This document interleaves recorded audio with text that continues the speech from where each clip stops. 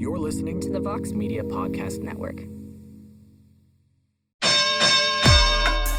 This is What the Heck with Mike Heck on MMAfighting.com. Now, here is your host, Mike Heck. What the heck? Well, hello there, everybody, and welcome to a brand new edition of What the Heck here on MMAfighting.com. I am Mike Heck. Hope you're having a great week, and what a week it has been in the sport of mixed martial arts. I feel like that's a very common phrase pretty much all the time, especially in 2020, but this week has just been bananas because we've been debating the future of the light heavyweight division following Glover Teixeira's 5th consecutive win over Thiago Santos over the weekend, the main event of UFC Vegas 13. Incredible performance from the man who is now 41 years young. Submission win. I'm very intrigued to see where he will go from here because his next fight should 1,000% be for the light heavyweight title. But as everybody knows by now, we have Jan Blachowicz versus Israel Adesanya. Or Adesanya. I mean, you could say both. I don't want to hear it, but that fight's being targeted for 2021. So we will see what happens with Glover Teixeira because that man is a problem right now. He matches up well with absolutely everybody in this division. And you can make an argument that if he fought Jan Blachowicz next, he could beat Jan Blachowicz. That'd be a really interesting fight. But of course, Israel Adesanya, massive star. It seems like all signs, or at least the planning of it anyways, pointing towards Adesanya versus Jones. Which, by the way, and I talked about this on Between the Links, if that's where you're trying to go, like if this is the road you're trying to take, then why move Adesanya up to 205? Just have him fight John. Just have him fight John. Like if the plan is to fight John in July, have him fight Robert Whittaker, have Jan fight Glover, and then no matter what happens, Adesanya can bump up to heavyweight and fight John Jones after that. Like we don't have to go up divisions. We don't have to try to capture the 205-pound title to make that fight. Just make the freaking fight. Just make it. If that's the direction you want to go, then just make the fight. Just make it. You don't need to. It is what it is. Of course, I want to see it. It'd be interesting, but if we're going to John, if the plan is Adesanya versus Jones, just do it. Just book it now. You don't have to do that. Everybody wants to see it. Both guys want it. We don't need to do a crazy build. It's already big. It's as big as it's gonna get. I mean, if he beats John, yeah, there's a little more intrigue, but the fight's already massive. Everybody wants to see it. It's an anticipated matchup. And if Adesanya loses to Jan Blachowicz, it's gone. It's all gone. I favor Adesanya in that fight, but Jan has been overlooked like his entire UFC career, and he gets it done a lot. So I don't know. Well, go watch Between the Links. You'll get my take on it, as well as Jose Young's and Shorty Torres. But that was this past Saturday. From there, we find out on Sunday that Islam Makhachev is out of the UFC Vegas 14 main event against Rafael dos Anjos. From all indications, looks like a staph infection was the reason for the scratch. So we're sitting here wondering what's going to happen because, and I'm not trying to be negative, but the card this weekend for the UFC, it could not afford to lose Rafael dos Anjos in any way. So the plan needed to be, I don't care who you have to match him up against, he needs to stay on this card. And what does the UFC do?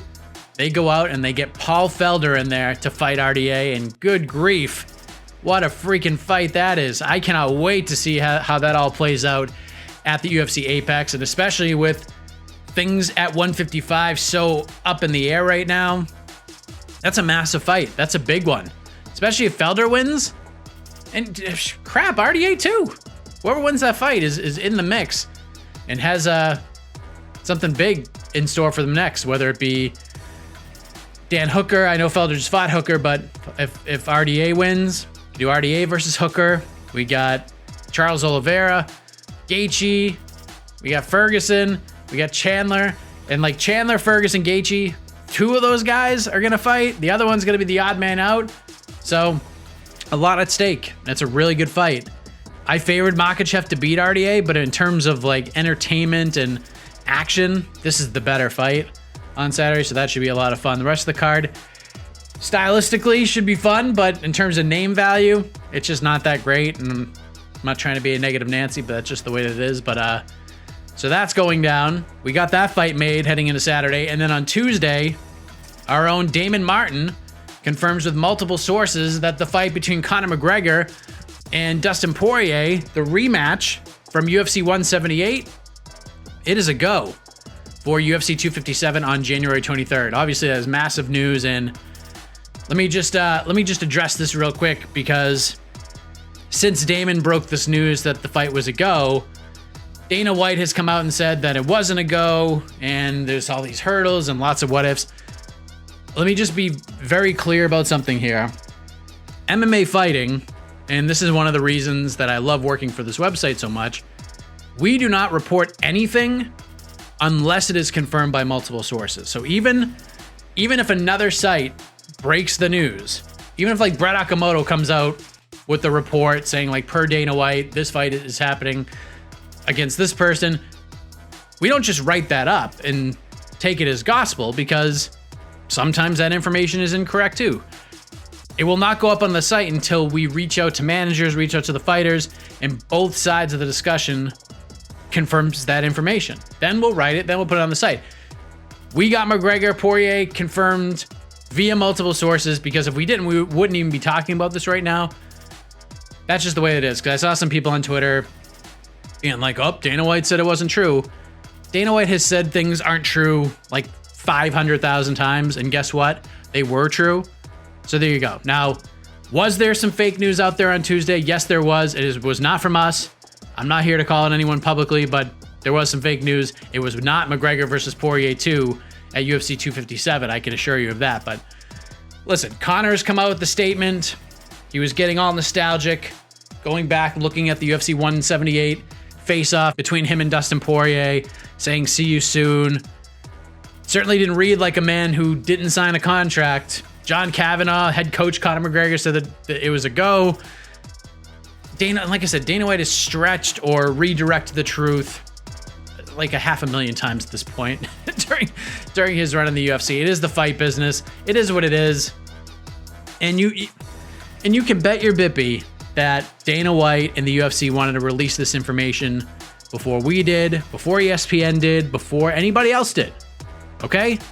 That's just that they like to get the information out themselves. They probably had a cool package, cool video ready to go to release this news, maybe even at the pay-per-view on November 21st, UFC 255, but it is what it is. That is the job. And if you get the information, it is the job to report said information. And as long as you got it from multiple sources, I can tell you right now, I'm sitting on like 2 or 3 fights that I could go out and report right now, but I can't, because I haven't gotten the other side yet. And I won't until I get that other side. And if I don't get that other side and someone else reports it, good on them. That is totally fine. I can live with it. I'd rather be last to report it and have the information completely be accurate than be first and be incorrect. So there you go. So basically what it comes down to, and I know I'm rambling here, last thing I'll say about McGregor Poirier, just get excited about it. Stay positive about it, because it's a great fight and it's happening, okay? Unless like something absolutely bananas happens over the next couple of weeks, that fight is happening on January 23rd. But the ramble is over. Let us get to the fighters. That's who you want to hear from. Let us run down the lineup. We'll get to the first guest. We're going to wrap things up with Lex McMahon, the COO of Titan FC. And they have an event coming up next Sunday afternoon in the Dominican Republic on November 22nd. That's Titan FC 65. But the day before that, at 49 years of age, Lex McMahon, the former Marine, will make his mixed martial arts debut against Justin Thornton at Fighting Force 4 in the main event. It's going to be on UFC Fight Pass. I know UFC 255 is going on at the same time, but good Lord. It's amazing stuff. And the reasoning behind this decision is equally amazing. And after you watch this interview, I highly recommend, because Lex does mention in the conversation, I believe UFC Fight Pass already dropped like the first part of sort of the video vlog series leading into the fight, talking about it. And Lex is going to talk about it here. He basically says that for most of his camp, he's just been getting his ass kicked. And in this video, it's basically 3.5 minutes of him getting his ass kicked. But then he gets a little better. But you'll hear all about that. You'll listen to the conversation and go watch that. It's very, very cool. Lex McMahon, wraps us up a little bit later on. Brandon Royval is going to return to the show ahead of a massive fight against Brandon Moreno next weekend at UFC 255. Talked to Brandon Moreno a few weeks back on the program. Moreno is fired up. He's pissed because he got passed over for a title a couple of times. And one of the big topics of conversation as of late, especially over the last couple of weeks, has been about who will or who could be the 2020 male fighter of the year. Because normally at this point, like, there's like 1, 2, maybe 3 people who are in this conversation. Right now, there's a whole bunch. And if Brandon Royval can beat Brandon Moreno and do so impressively, he's in that conversation. Surely, like in the top 8 to 10 people in that conversation, because makes his UFC debut in May on short notice against the top 15 guy in Tim Elliott. Very hard guy to submits him. Then he fights Kai France. I think he was number 8 at the time. Guy who was on a good streak, submits him in the second round, gets another bonus, and now he's going to fight, in my opinion, the number 1 guy in this division, not named Davison Figueiredo.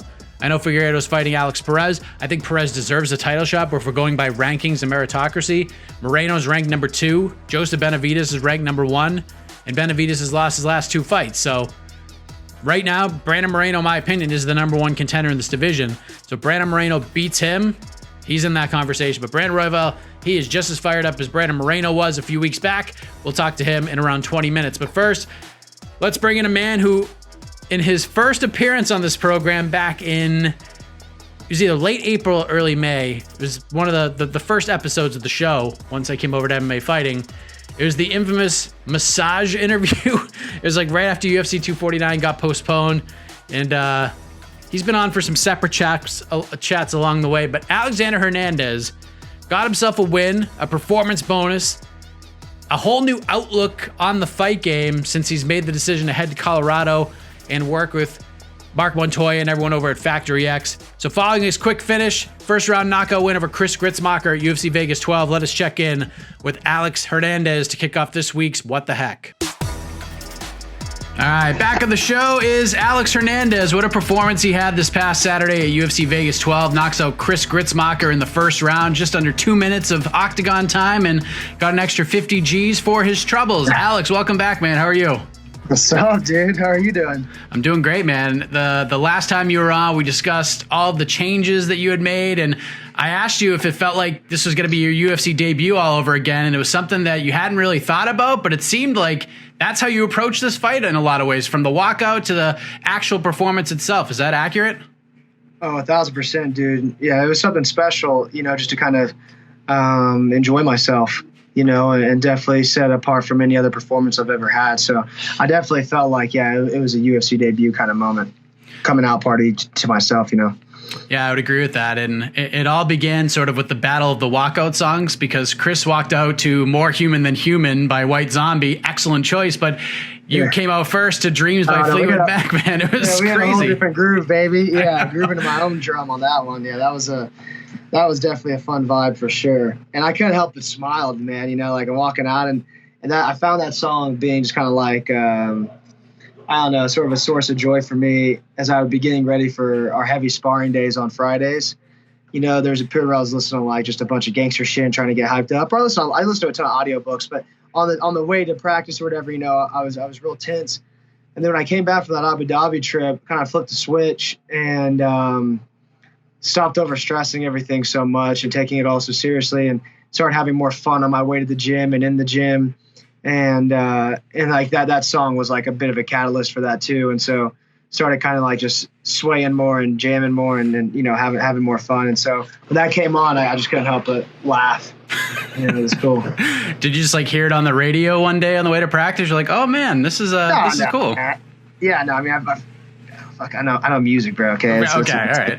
That's the most universally beloved song probably of all time. So, but no, I like Fleetwood a lot, and like kind of like Tom Petty and just some like easy jams. And so I always kind of circulate them, but they were just hitting a little different this time, and just I don't know. It was just really sending a trickle down my spine of positivity. So I was running with it. So you're kind of an old soul at heart.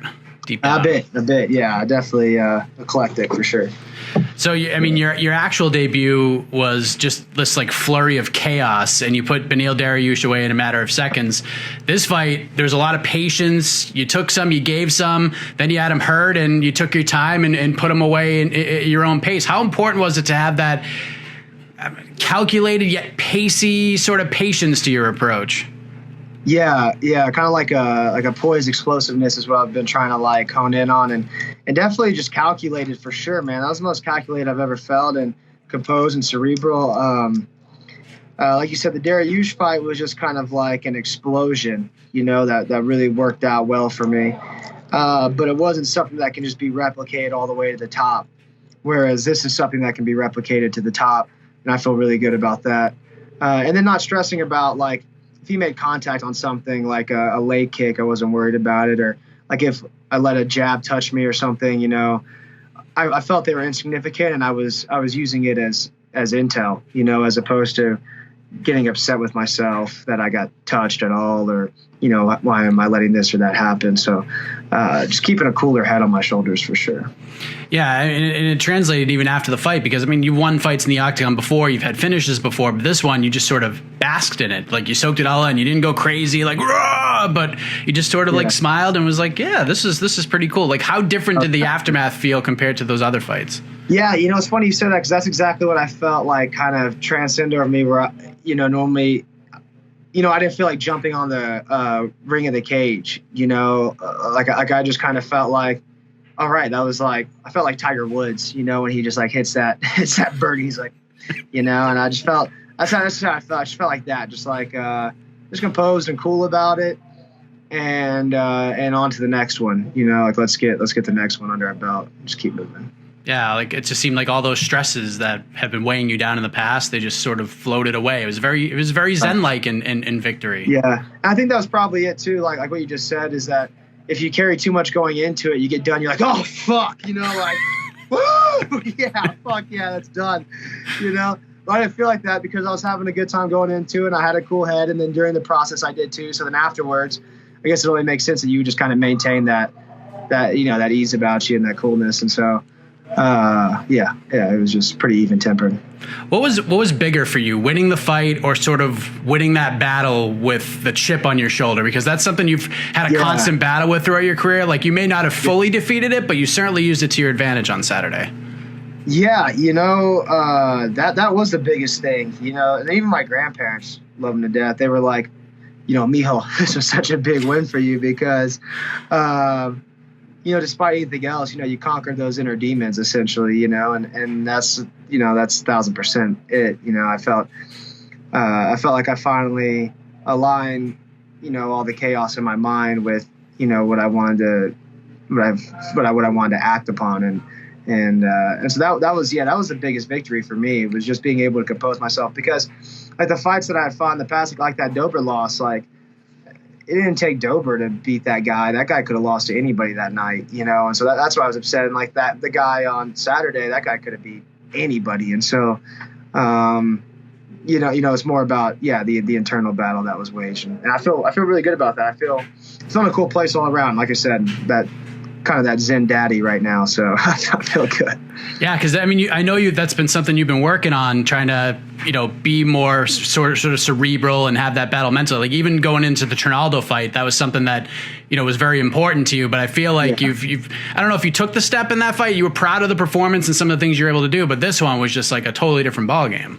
Right, and that goes to the coaching and the preparation of the team, because in the Trinaldo one, I was trying to get on that level, but I didn't know how to technically, put it into practice as far as, adjusting the stance and the entries and developing a game. It's just kind of like, okay, well, let's just be really cool and let's try to skate around this or that. And but I didn't realize maybe how to execute the same. And then after working with just some wizards, this guy out in Oregon, this Roots Fitness guy who's just kind of like a life coach, doesn't even mean to be, but he's this mobility farmer. I talked to him, and then he's the guy's guy who I was working with in New Braunfels before with the ponytail and shit. So he's like that Yoda. And then also just Mark, working with Mark Montoya every day in Abu Dhabi and having some really good talks with him, some one-on-ones with him, and him teaching me like that platform to build on, that I can like develop my game where I can like maintain that, I can recover from it, and I can explode from it as well, as opposed to always being in that like fight or flight state that I was fighting in before. It's like now Mark taught me how to like put that actually into practice, and then so then I get my head right. Now I have kind of like the platform to actually move on, how to enter and exit, and yeah, so now it's just coming all together better. Now that I have like a UFC coach and team, which is just something I didn't have before. One thing that I also noticed, no callouts. I mean, Alex 1.0 would have probably had a name or two ready to shout out from the rooftops, but this time your only callout was for the cashola. Like, you want to make that cheese, as you said on Saturday, and the name doesn't matter, man. Like, again, another change that you made. It had to have been nice to just focus on one thing and not have to have like some sort of fiery promo in the background ready for after the fight, right? Yeah, you know what? That's so funny you said that too. Yeah, like not really prepping anything, like, okay, here's how, if I do it like this, and this is who I want to call, and et cetera, it's just kind of like, being very present, just being super present in the interviews after and in the moment, and like even now, but yeah, I definitely changed like the trajectory of what I want to do and how I want to do it.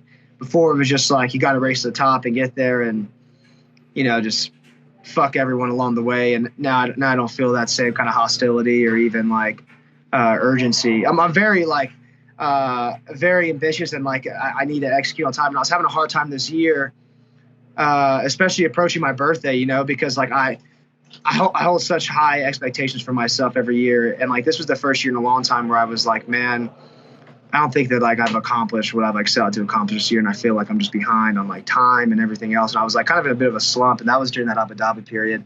And Mark's like, nah, dude, like you don't even realize what like extraordinary changes you've made this year and the decisions that you've made that are going to alter the course of your life, and like the evolutions that are taking place even right now. And just because it hasn't been manifested in a fight or anything else doesn't mean that this hasn't been like an extraordinary year already. And then having that win translate over, just kind of proves that. And that's like, it's just a really cool, thing to kind of manifest and see come to fruition. So I just want to keep developing, keep building. Like I said, keep making money because I got a good contract now and I want to keep that growing. And so, yeah, I want to make some good money this year. I want to get another fight in, and I want to have another excellent performance. I want to keep growing myself. And then next year I want to accomplish even more, but it's not a race to the title until the title presents itself. You don't have to answer this, you could tell me to kick rocks, but was this a with the bonus and everything, was this a 6-figure night for you? 150 grand, baby. Oh, okay. 150 grand, baby. Let's go. Yeah, you can we can load the bin up with rocks, baby, and run it together. Yeah, we're making good money. So cash out on another one of those in 6 weeks, and I'm pretty happy for the year. You know what I mean? It's the best minute 41 of your life.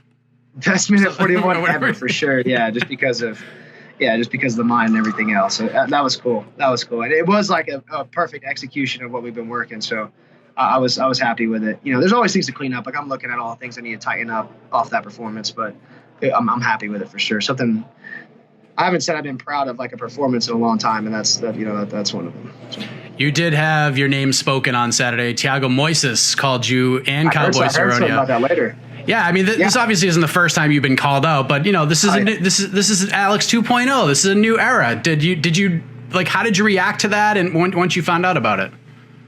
Oh, it's exciting because I was looking at him the whole week and truthfully giving him no respect at all. But I like the matchup.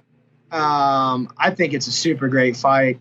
And I was talking to my manager actually about it already. And we're playing with the idea of that, or because we both just fought, the way that the matchups would go. If I was trying, I really want to get one in like December 19th card.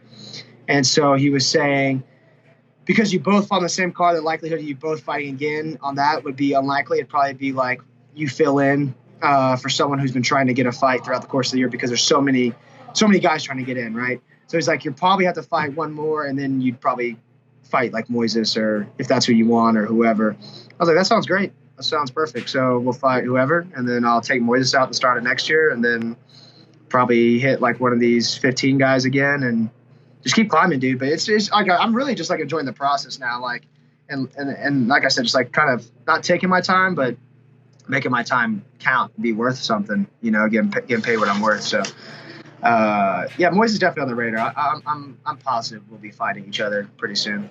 Yeah, I mean, you get to sort of like grow up in the UFC again. You didn't get the chance to do that the first time around. Right, exactly. And that's just it. I want to develop my skills. I want to develop all these things that I'm working on, and not just feel pressure to take shit because of timing or whatever else. I didn't even know saying no was an option. Not that I would have, but I never say no to any fights, and that's why they gave me that's why they're giving me these opportunities and the pay and things like that, because it's like, I've been here, I've always been here, and I've always showed up. So, whatever the end of the year brings, but definitely try to get some scrap in December 19th would be awesome. There is one question I've been dying to ask you since the weekend, and I got Adrian Yanez's opinion on it, but I saw the photos on social media. Where did you get that suit, man, that you wore for the after festivities at your manager's house? I think it was crazy. The dope suit, dude. You get the green light on that suit? That's awesome. It's so my manager works with a company called Fine Line Threads. Custom suits, they're badass, man. They're badass. I'll put a link up actually on that photo. I'll tag them, and so you can check it out. But yeah, they put me with some pretty gangster ass suits. Yeah, there's a lot of good knockouts. Adrian's knockout was pretty sick too. He said you had some kind words for him. Yeah, he looked great. I mean, that's what was so crazy about that card. It was like everyone was getting finishes, and I'm like, fuck, man, like you guys chill out. And I thought for sure the co-main event with Philly and Mitchell was going to get a fight of the night or a performance bonus. So I was pretty relieved when it didn't do either. And I guess they just threw out 4 performance bonuses that night, right? And then I was looking at it. I thought there was a good chance I get it because I thought I had the nastiest one, but. There were just so many finishes, Any cornering in your future? Like I know Royval's got a big one coming up against Brandon Moreno. Are you looking to keep this cornering winning streak intact? Oh yeah, there? The boys are back in town, baby. November 17th, we're at it, dude. Back in Vegas. I think the fight's on the 21st. And so yeah, we're going back out there again. I'm fucking stoked. I can't wait for that fight, dude. You already know how excited I am. So, and it's always just such a good time. Like me and Brandon have such a good time, and we get great work. And then being with Coach, that's when I involved the most. Just our one-on-one sessions. So we're super tight. It'll be a great week. Super successful week. Has he talked to you about sort of? I mean, because he's just on this unbelievable surge in 2020. Like, jumped in against a top 15 guy, got a quick finish. Jumped in against a top 10 guy, got another quick finish. Now he's like a fight, maybe 2 away from fighting for the belts. Like, if he wins this fight, he's right there. Has he talked to you about like trying to stay composed with all this since you've been through kind of both sides of it? Yeah, man. He's not getting talked about enough because. Yeah, he's on the craziest trajectory out of anybody right now in the UFC. I can't think of a single person. Chimev's obviously does some pretty impressive shit. He's on the hype, but like Brandon's got 2 bonuses and finished 2 top 10 guys on his 2 first fights, and now he's about to fight the number 1 contender, and that's fucking insane, dude. And yeah, it's all like if you stop and overthink it too much, I bet it could become pretty overwhelming. But he does a pretty good job of just like always getting back to work, back on the grindstone, like. We always joke because if one of us is in the gym and the other one's not getting a session, it's like, I joked about how he was like, oh, you can start fucking coaching Kai Car France now too? Like, he's just not going to invite me to these sessions? It's like we're always competing against each other. I think me and him more than anybody else. We're always competing against each other on who's getting more work in. And, like if I'll be doing like privates or work outside of like maybe a group class or something, but I'm not there in that group class. And, I'll get a text like, oh, hey, the rest of us are just out here getting better. It's not like you don't have a fight in a couple of weeks. Like, dude, fuck you, bro. I'm busy doing work right now. Okay, just because you don't see me doesn't mean I'm not working. But no, we always stay hungry. We stay push each other. And I think that he realizes where he's at right now. Like what it showed him is that he just should have been here a long time ago. And that's the perspective the whole, not the perspective where it's like, holy shit, I can't believe I'm already here. I'm already, against this guy. It's like, wow, I should have been doing this a long time ago because I'm taking all the cookies. I'm eating your guys' lunch right now, and it's coming easy. So, yeah, I think we're just keeping grounded, and everything's moving so quick that we don't really have time stop and overthink anything. You know, it's just another opponent, another date. Yeah, Brandon Royval with confidence is a scary individual because he's never really had that before. He's always questions himself, like, do I even belong here? And now it seems like he's starting to get there. But once he gets there, geez Louise. Yeah, he's just such a psychopath in general, dude. Because that guy, like, I didn't see it so much this last fight, but he was saying how it'll be like an emotional roller coaster in the back, and then inevitably he always just goes out there and pops the fuck off, you know, like. So he might even have some tears in his eye, dude. If I'm standing across and that guy's like hiking his shorts up the way he does, all ghetto and gangster and shit, and he's got like some tears coming down his face, I'm freaking the fuck out, dude. I'm like, okay, what is this guy about to do? And so no matter what, he just shows up, you know, he just shows up. So. This will definitely be a dogfight, another 50K for sure. Yeah, I'm looking forward to that. But congratulations to you, Alex. Great performance again. Glad to see you in a great place, taking advantage of this quasi career refresh, and enjoy the holidays, man. Not too much because you want to get on that December 19th card, but we'll talk soon, man. Definitely a different approach to the fight game, and if you missed the 30 or so minute chat we had around a month and a half. Alex Hernandez is well aware that there's a lot of folks against him after the way he approached the Donald Cerrone fight, and there's a lot of fans who haven't really forgiven him for that or haven't really been able to get past that. Hernandez was on the show, and he said that there's a good chunk of him that regrets approaching the fight in that way, but he definitely seems like he's in a great place now. I like the Thiago Moises idea, and we'll see how that plays out. He's going to try to get another one in before the end of the year. We now go from Mr. Hernandez to a teammate of his, Brandon Royval. Massive fight for him next weekend at UFC 255 against Brandon Moreno. In my opinion, Brandon Moreno is the number one contender at 125. His next fight, in my opinion, the winner of this fight, their next fight should be for the belt, especially if Brandon Moreno wins. He should be fighting for the belt, not Cody Garbrandt. We all know what's going to happen with that. But let's check it with Brandon Royval, head of a massive fight next weekend. All right, what a year it has been for the OG Raw Dog, the man who was that nickname before anyone else tried to make it cool in the UFC. He's now set to fight Brandon Moreno next weekend at UFC 255. Big night for the flyweights, and Brandon Royval is a big part of that, and he is back on the show right now. How are you, sir? I'm doing good, man. Yourself? I'm doing great. So 2020 has been your year, my man. I mean, from signing to the UFC, 2 submission wins, 2 bonuses. Now you're getting set to fight the number 2 guy in the division, a guy many feel is the number 1 guy at 125 pounds outside of the champion. This is just unbelievable. I think you felt like something like this would happen at some point, but when you signed with the UFC back in May, did you ever think you'd be in this position this soon? No, not at all, man. It's been kind of a wild year, wild 6 months. It's been 6 months, so it's been a crazy 6 months for sure, man. What has it all been like for you, like emotion-wise? Because, I mean, compared to signing the contract to where you're at now, your confidence, where you're at mentally, must be at like an all-time high right now. Yeah, for sure, man. I'm enjoying all of that. That's literally what it is. Just kind of like finding the motions and just finding out that I'm like as good and I belong while it's all kind of going on, you know? Cause you're not really sure when you first I don't know, you want to be in the UFC, you think you belong, all that stuff. Now that I've been going against all the top 10 in the world, I'm here, I belong. I'm passing these tests with flying colors, man. And, nobody can tell me I don't belong anymore, you know? So it's been great, man. It's been great kind of just learning along the way and just learning that I'm here and I'm doing good, man. I'm right at the level of these motherfuckers. How good does it feel to know in your own mind that you belong, that you've proven yourself to be here? Because we've talked about this before, you know, it was never really like a big confidence issue with you, but sometimes your mind plays tricks on you and you're like, do I really belong here? How freeing of a feeling is that to know that, holy crap, like I'm here and I belong and I'm about to fight the number 1, number 2 guy ranked in the world right now? Yeah, it's literally the best feeling ever. It's just I don't know, man. I'm just passing these tests with flying colors, and you watch some of these dudes and you're like, I think I'm better than him. I think I can beat him, you know? I think I have him here and here, and you say it in your head, and maybe I tell my friends and stuff, I'm like, oh, I'll beat him, you know, with confidence or whatever, but you don't really know. I'm just shooting the shit and just trying to build confidence in my own head, you know? And then I go out there and win a fight, and I'm like, oh shit, I'm good. I can do this, you know? It was funny because my luck with broadcast this year has just been wild because You and I did our interview right after the Kai Kara-France win, and you were looking to the future a little bit, and then we found out Cody Garbrandt was out of the title fight like the next day after that interview was released. Alex Perez was in the title fight, and now you're going to fight Brandon Moreno.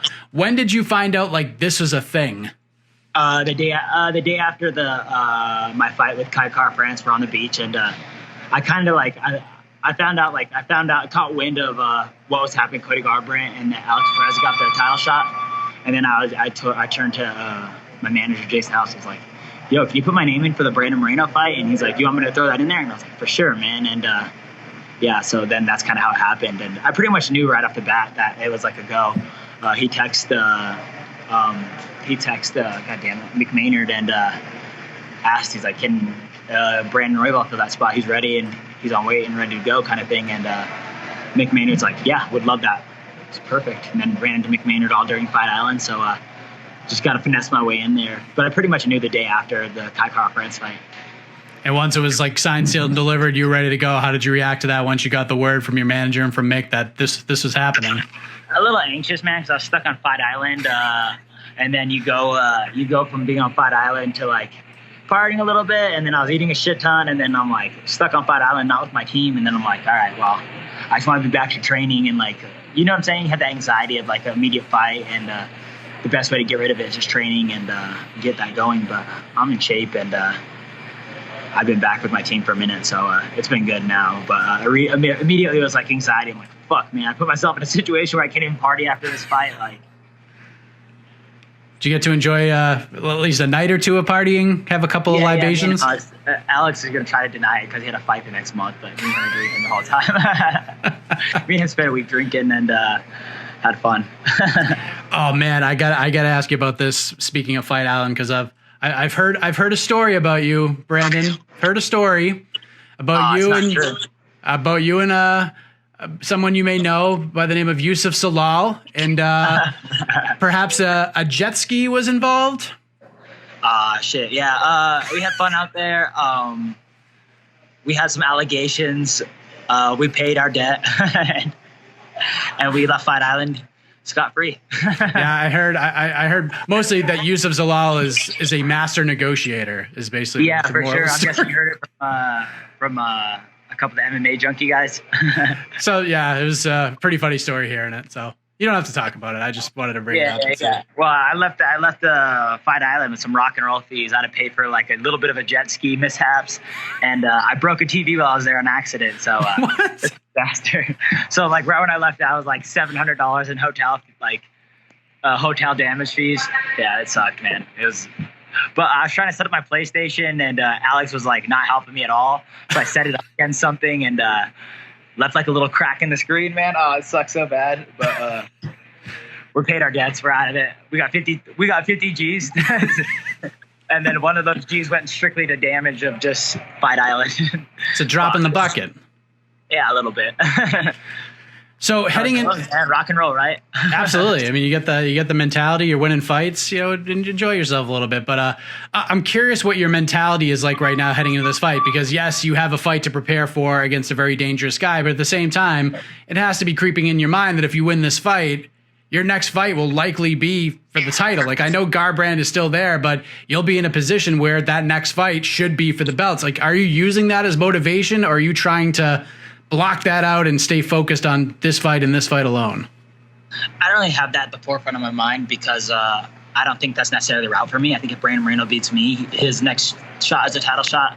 I don't necessarily believe that mine is, just because I'm really new to the UFC and just kind of capping on all these little mishaps and people pulling out of fights and nobody wanting to take fights during quarantine. So I've been able to capitalize on some of this stuff. So I'm not necessarily sure that that's my route, and I don't want to get it in the forefront of my mind thinking that and like put pressure on myself and all that. What gets me out of bed anyways is just fighting Brandon Moreno. Brandon Moreno's a stud. He's a dangerous opponent, and I have that at the forefront of my mind right now instead of that title shot. There you go. Well said. I mean, I spoke to Brandon a couple weeks ago, and he has a lot of respect for you. He thinks this fight's just going to be like a tornado of destruction, and he's obviously personally bummed with how this all played out because he was passed over not once but twice for a title shot on the same card. Yeah, and I get that. Yeah. So, I mean, from a stylistic perspective, you mentioned that it gets out of bed, but just you thinking about how this fight could go and, you know, the chaos that you two can put forth in the octagon, you must be loving this right now. Yeah, for sure. A little bit. I always think it's funny. I was telling one of my training partners yesterday. It's like when I fight a wrestler, I don't give a shit what's going to happen. When I'm out there, I'm like, I'm either going to fuck this dude up really bad or I'm going to get wrestled for 15 minutes. It really doesn't matter. It's not like that scary, you know, but when you're fighting someone that's going to try to drop you, knock your head off and all that, perspective changes. It definitely you're like, all right, well, I can't get away with that on this motherfucker. You know what I'm saying? If I don't keep my chin tucked or I don't do this or that, there's consequences to it in fighting against someone like Moreno or Kai Car France, you know, when you're fighting like a wrestler, it doesn't really matter. So, I don't know. It's funny. The different thought process I have going into this fight compared to if I was fighting just some wrestler or whoever it is, you know, that Brandon Moreno is going to try to finish me every second that this fight goes by. And same goes for me, you know. I assume Mr. Hernandez will be in your corner once again. Don't want to mess with the hot hand, I'm guessing.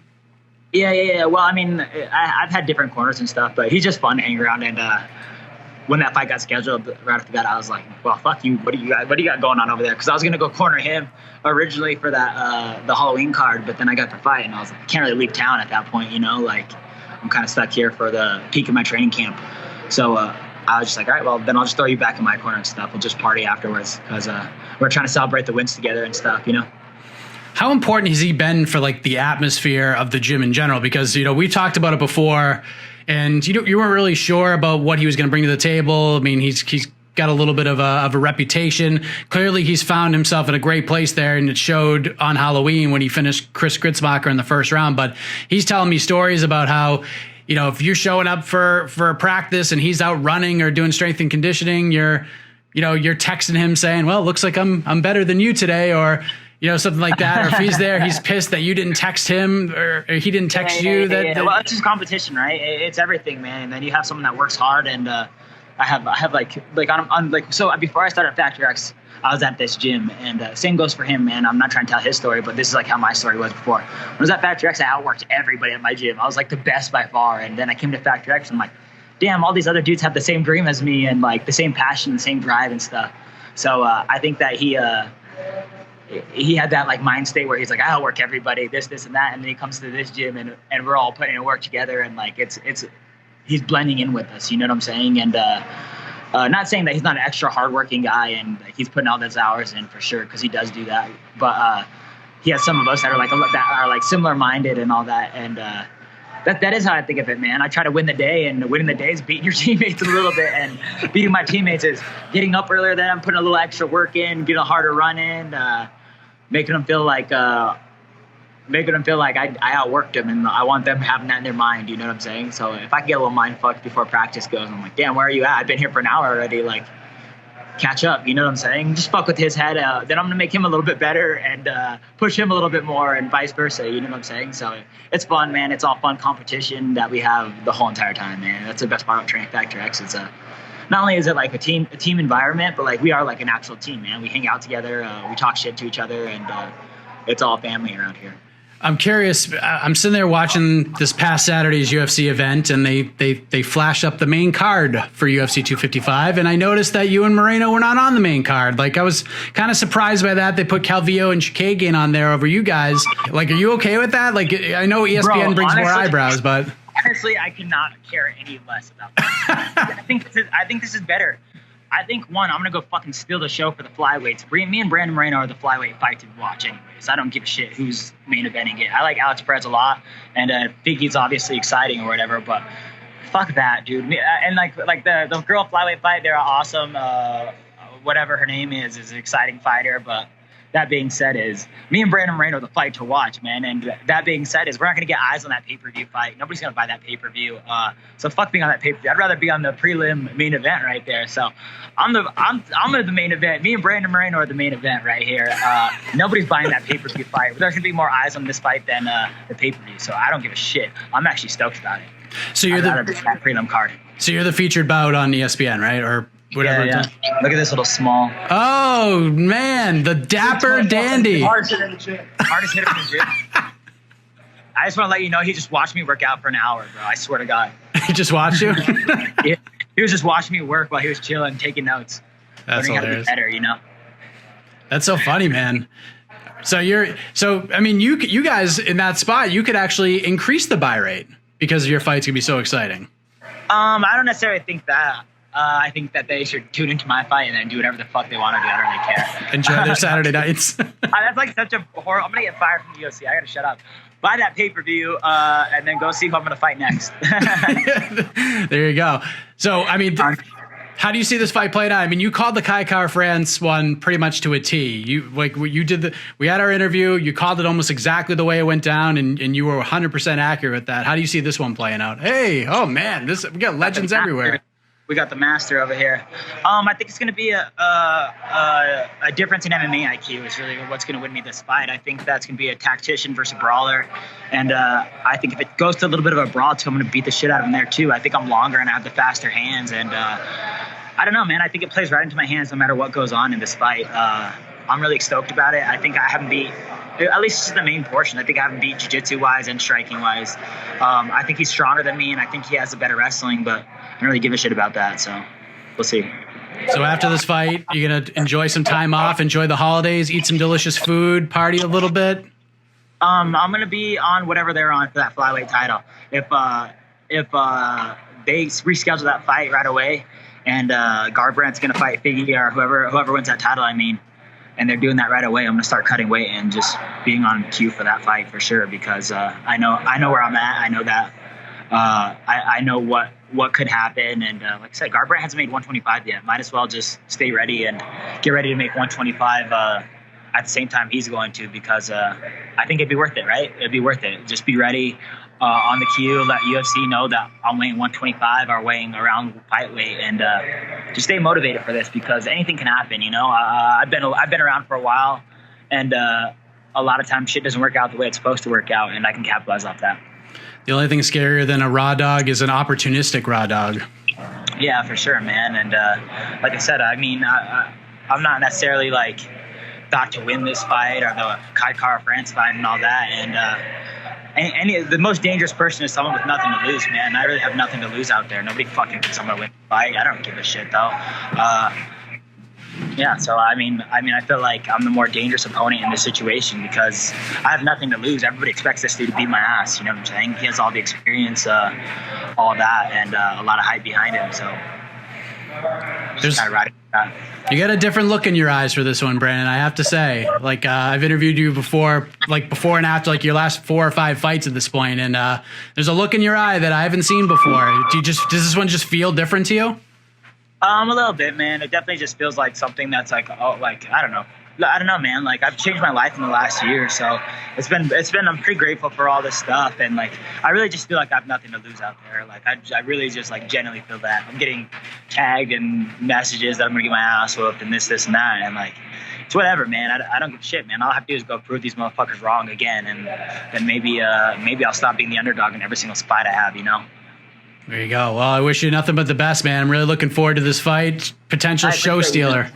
I appreciate you stealing that, or taking the time to interview me every time, man. And we are going to steal that show for sure. That 50 G's is ours for sure. As much as I don't want it to. I want the 50 G's just to be mine the performance night, but it's going to be ours for sure, man. Fuck. Enjoy, man. Appreciate it.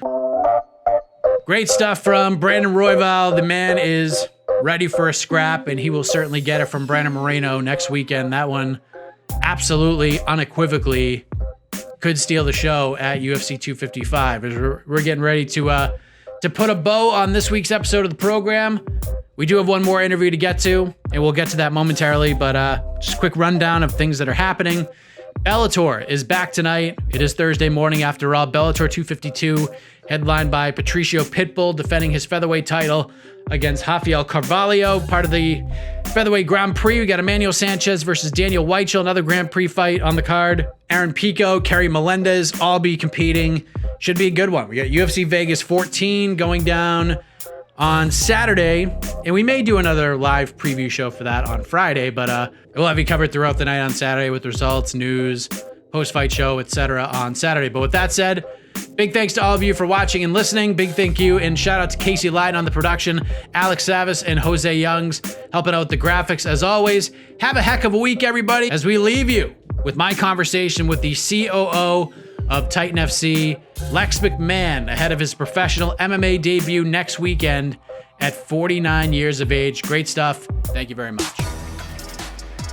All right, we have Titan FC COO Lex McMahon joining us, and in a couple weeks from right now, he's going to have a very busy weekend. Titan FC goes down Sunday, November 22nd in the Dominican Republic, but the day before that, he's going to make his MMA debut as a fighter. He's going to face Justin Thornton, a 23-fight vet, in the main event of Fighting Force 4, and both those events will stream on UFC Fight Pass. Lex, how are you, man? I'm doing great, man. Getting a little bit of recovery work in right now as we talk. Got the massage chair working, getting ready to get myself an IV drip, with vitamins and all that good stuff, just to take care of the body a little bit, but doing well. Good to hear. So this is something else, man. You have a fight card to prepare for as a COO for Titan FC. You have your own fight to prepare for right before you eat your Thanksgiving dinner. What is going on in that head of yours right now with all this going on? Right now, I'm just thinking I'm really happy that I've got a great team that can help me manage, all the responsibilities that I have between the two events. To be honest, I really didn't want to, fight as well as have a Titan event during the same week. I wanted to have the fight experience be autonomous so that I could really enjoy it. But the UFC wanted an event, a Titan event that same weekend. And my reality is just different than a lot of other people's, and so I talked about it with my coaches, and they said, listen, man, you're a different dude. Your reality is just different. You'll be fine. You got a great team. Let's go with it. So, I'm going to juggle both, but we'll be fine. Like I said, I got a great team of folks and great coaches and training partners. So I'm ready to roll. So when did this idea come into your head? Was this something that, like, you had been planning for a while, just hadn't been able to find the time to really pull the trigger, or was this something that you just woke up and was like, you know what, I'm gonna go fight. I'm gonna, I tell these guys, essentially, like, you go in there and you fight for entertainment and you do all this stuff, but I want to put my money where my mouth is. I want to do something for them as well as the veterans, which we'll get into in a moment. But when did this idea kind of pop into your head? And because of what I do professionally, I do a lot of media, and for the past few years, I've been, getting this question, tell us about your experiences in mixed martial arts, and, because I've been in the business almost 13 years now, and the response has always been the same, hey, I've done pretty much every job you can do, I've been a manager, I've been a matchmaker, you name it, I've done it. The only thing I haven't done is fight. And for, a while, that didn't really, I didn't connect the pieces, right? But at some point, I answered that question in the same fashion, and I said, well, why? And that really kind of started last November, where I said, you know what, I need to start focusing in on this. So for the past year, I've really been, kind of focused in on the idea that I would fight, and then, we finally got past coronavirus, and I was going to fight now. That slowed us down a little bit. But, I think the timing is right now. I feel good. And, I'm excited, man. I think that, as a Marine, for me, I've always believed in leadership from the front. That's the way we were taught, You don't ask people to do something that you haven't done or aren't willing to do yourself. And so that's a big part of why I decided to fight, man, so that I could understand intimately what it is these fighters go through. Because, man, with almost 13 years experience, I thought I had a really good understanding. It's just different when it's you that's really going through it personally, as opposed to being a vicarious bystander. It's just entirely different. Do you feel more like a fighter now? Like, do you like going through a camp and all that stuff and getting ready for a fight? I mean, obviously once you get in there and perform, that's a whole different thing. You'll probably take that next step, but do you have like more of that understanding that you were seeking? Yeah, for sure. I mean, here's the difference. So, Mike, I'm 49 years old. I'm a business guy. I'm not a fighter. I'm not, I will fight my ass off November 21st. And I have a fighter's ethos and spirit, but I'm not a professional fighter the way these guys are. I mean, yes, technically I certainly will be, but, for that night. But it's not that I'm trying to do this because I want that title, right? that's not what matters. I want the understanding, and I want my fighters and the athletes that we work with to know that, you know, I do kind of put my money where my mouth is and try to get out and understand what they do. But it's also obviously about the awareness piece, which I know we're going to chat about. Sure. And where have you been training? Who have you been working with to get you ready for this? And how did the coaches react to you saying, you know what, 48, 49 years old, I'm going to get in there and fight? Yeah, you know, my coaches are great. You know, I've been very fortunate. I originally broached the subject with Calvin Conte, JZ, you know, considered, you know, at one point the number one lightweight fighter in the world, you know, back in the heyday of Japan. And then Roger Krall, who is, I think, probably the best striking coach in the sport that nobody knows about. You know, he just doesn't self-promote the way that a lot of the other guys do, but he's an absolute, you know, ninja when it comes to striking. So I originally had the conversation with them, and, you know, they both looked at me like, all right, bro, you don't need to do this. You understand that, right? And I said, you know, I get it, but I feel that I want to, and here's why. And they said, all right, well, let's do it, man. Let's build a plan, and, you know, you got to put in the work. And we did, and I've been very fortunate that, you know, I've always had fighters, you know, probably the past 7-8 years live at the house, from Stefan Struve, who lived with us for almost 5 years, Jose Shorty Torres, and now Rami Hamed, you know, world champion Muay Thai and kickboxing guy who's just awesome and has also kind of become deadly on the jiu-jitsu side. So, you know, I train with these guys nonstop. And, you know, even before I thought about fighting, I was training with them. And so now, you know, I've been able to work a lot, really extensively with Rami in particular, because during coronavirus, when everything shut down during quarantine, we just trained twice a day, you know, sometimes 3 times a day. That's all we did was train, because I have a gym set up in my garage. So in that regard, it's been awesome.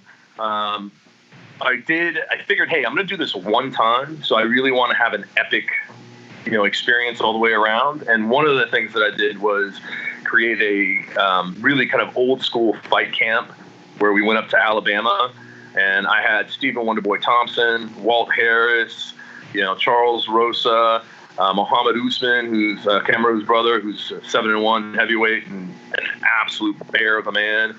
And then plus the coaches, Rami, Shorty, you know, all those guys that came. And we were on a 2,000-acre farm up in rural Alabama. And, you know, we built a gym, man. We had a boxing ring. We had a mat area. We had heavy bags. We, you know, had everything you would need. And we just isolated ourselves for 3 weeks. And the guys, like, I named my fight camp Breaking Legs. And it's because I knew that I needed to be broken down and built back up, right? Like in the Marine Corps, we have this idea called the Crucible, which is an exercise that does exactly that. It's designed to beat you down and kind of take you down to your very fundamental level, and then, you know, build you up from there. And that's kind of what happened with me during this process. You know, I was humbled. I was crushed. I mean, we had one point, our camera guy, Justin, who was with us the entire time, was doing double duty, and he was taking frozen alligator meat and rubbing it all over me, because we didn't have ice, but we had a lot of frozen alligator meat because it was up in the, you know, the redneck backwoods of rural Alabama. But, you know, to try to help me recover, you know. And there was days where I broke down crying because I was just getting my ass kicked, and I was like, holy shit, the emotion of it. Not that I broke down because I was getting my ass kicked, like just the emotions of getting ready to go in, like. You know, I've been, you know, plenty of fights in my day, but man, this experience, and I think that's what a lot of people don't understand, is what an emotional roller coaster preparing to fight is. And that's something that I've, you know, come to understand. And, you know, I'm excited. We have a series of videos that Fight Pass is going to be launching. And man, Mike, when I tell you I get my ass kicked, like, I get whooped, man. But I'm getting my ass kicked by guys that fought for the UFC welterweight title, guys that, you know, 7-1, 260-pound Muhammad Usman, who literally hit me harder than I've ever been hit. And, you know, he was the last round of a Shark Tank setup. And I was just so gassed. And I'm like looking across at this monster, and I'm like, holy shit, this is going to be a rough round. And it was. But I'll tell you, you know, with all these guys that are, you know, such a high level, No disrespect to my opponent. I'm ready for him, but he's going to have nothing. He will have nothing to offer me that I haven't already experienced, from, guys like Yuli Diaz, who's I think 15-1 combined combat sports record with 14 knockouts between bare knuckle boxing and MMA.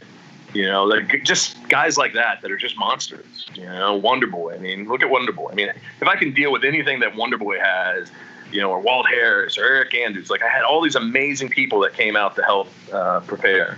So it was a hell of an experience. Not to mention, we were on this beautiful farm and got to shoot a lot of guns and hang out and have a lot of fun as well. I know your team has really come through in getting this Titan FC 65 event ready and roaring for you so you could focus on training and all that stuff. But in a way, because of what it takes to prepare for a fight, is it almost helpful to have something to just kind of jump into if you want to? Like if you want to focus on Titan FC 65 just to get your mind off the fight a little bit, I mean, I know it's not your sole focus, but it's there for you. You know what I mean? Because I've talked to so many fighters over the years, and they treat each fight like it's everything. You know what I mean? They think about it 24/7. They're training. But on the flip side, you have somewhat of a distraction because you have a lot on your plate. Do you kind of dive into the event planning just to get your mind off it, or are you just fully engulfed in this thing?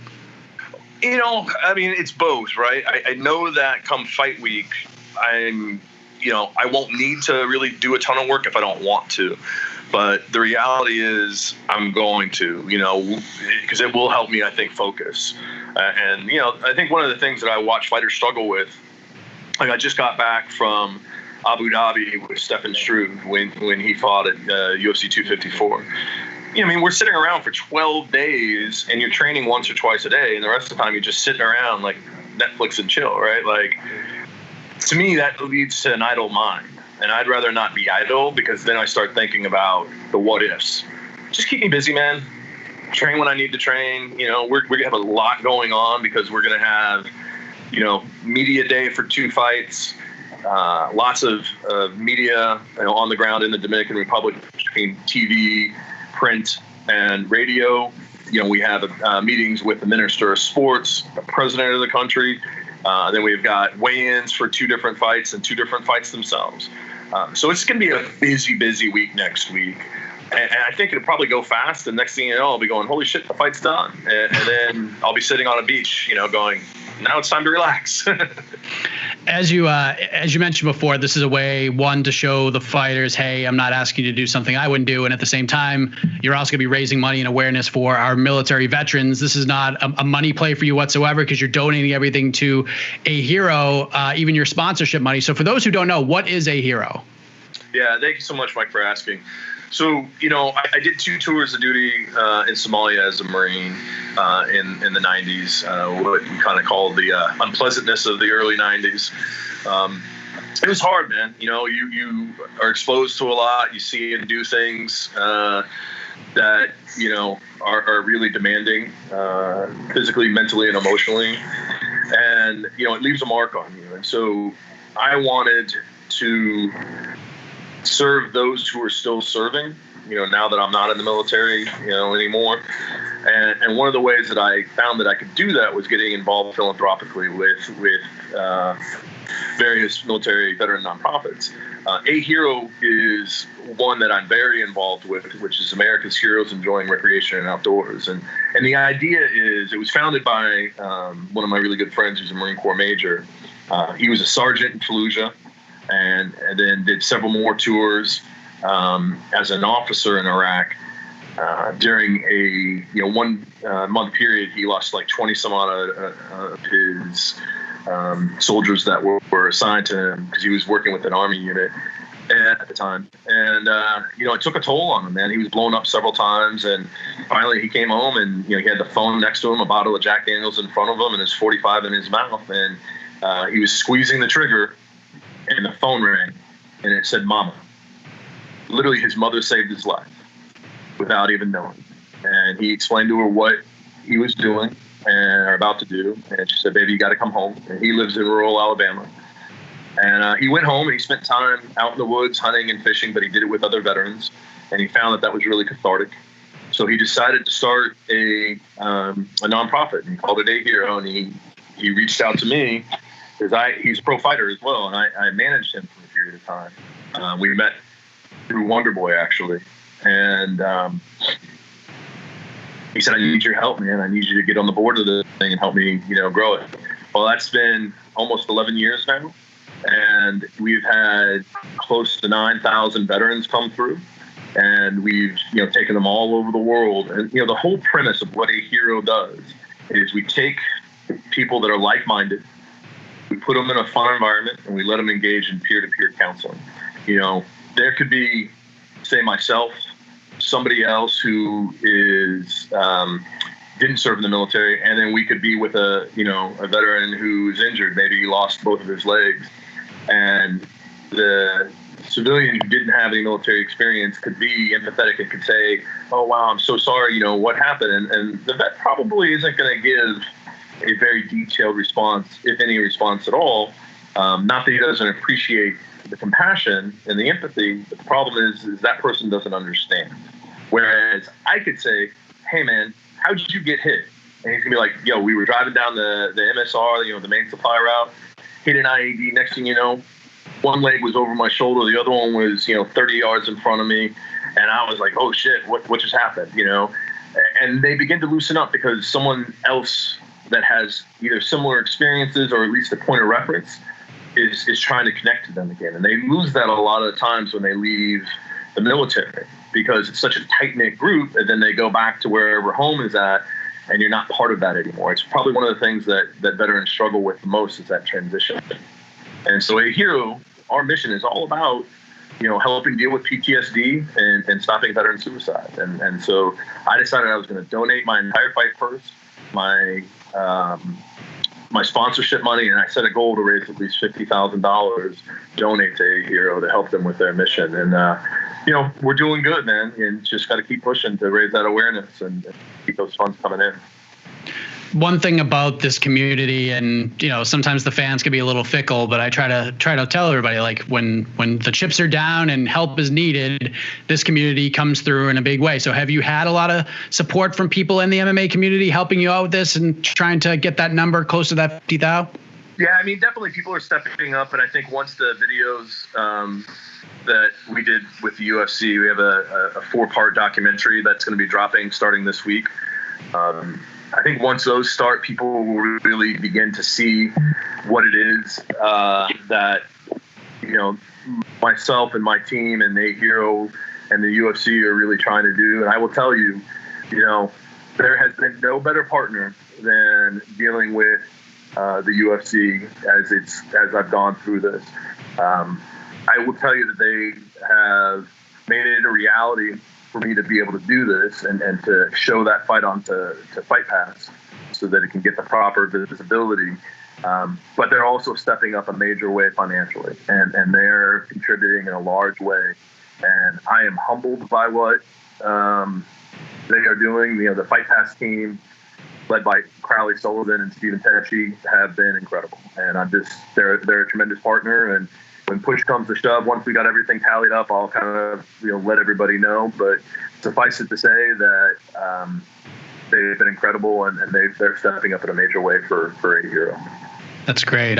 So you're going to fight Justin Thornton, 23 fights. He's, the record's not great, but he's been in there with some tough guys. He's been in there with Chase Sherman, the aforementioned Walt Harris, who you've trained with. So Walt probably has some insight to what you may be seeing in there. But do you have an official prediction for this fight? Are you allowing yourself to think in that manner, or are you just going in there and the chips are going to fall how they may?